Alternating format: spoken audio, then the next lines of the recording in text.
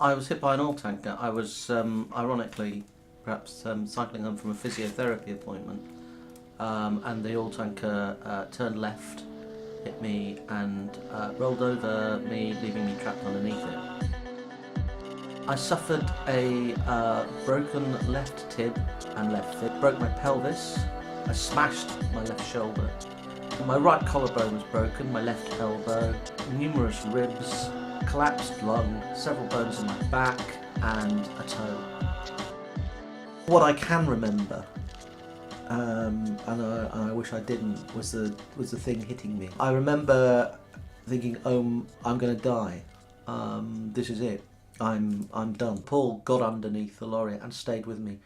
I can remember this monstrous pain, and Paul talking to me, telling me not to move, but I can remember feeling quite irritated because I wanted to move, and obviously you can't move because you've got a bloody lorry on top of you.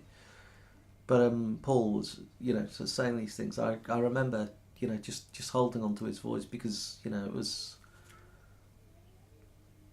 evidence that I was alive, I guess. The driver who hit me was in the middle of the stop box there for cyclists. I was on a cycle path. And yet, if you look at the laws as regards cycle paths and stop boxes, there's no legal force. You'll get fined, for example, if you drive in a bus lane. You won't if you drive in a cycle lane. That, to me, makes no sense. Every day I'm in a fair amount of pain because of the severed sciatic nerve. It's not so much the fractures that are a problem when you have a suite of injuries like mine. The problem you really face is the neuropathy, the nerve cut. It means essentially the bottom of my leg, or the bottom of my right leg, is paralysed to all intents and purposes. There's a little bit of a twitch. Effectively, my everyday life is like walking around in an acid bath, because my right foot is just burning pain constant. Walking is extremely difficult. I can't walk more than a few steps unassisted. Any sort of distance or any length of time walking, we'll have to use a wheelchair. On some things it is difficult to do, some things I can't do, and some things which take an obscene amount of planning to do, and that's hard on the kids. The driver was charged with careless driving and appeared at Walthamstow Magistrates Court, where he got off. There was a witness in the car behind me. Paul and Hannah, witnesses in the car behind me, and they weren't called, and I don't know why they weren't called. I mean, they said that the driver was driving aggressively. They knew he was driving aggressively because he'd cut them off, and they weren't called. They weren't called to give any of that evidence. So that was very disappointing. Well, what can you do? You're powerless in this situation. You are utterly powerless.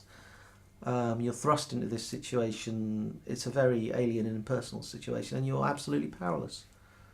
That's the court system of this country for you. The facilities in courts are pretty poor if you're a witness. There was someone there from victim support. She was very nice. She was doing her best, but you're in a pokey little room. There's no light in the room. There were no suitable chairs really for me to sit on because it's quite hard to get up for me to get at the time, particularly.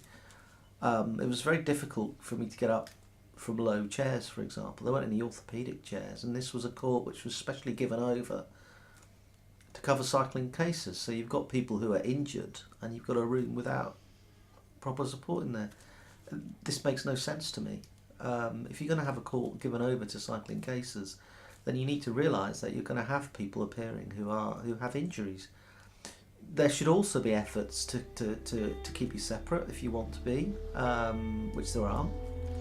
I don't know whether you have a separate canteen or what.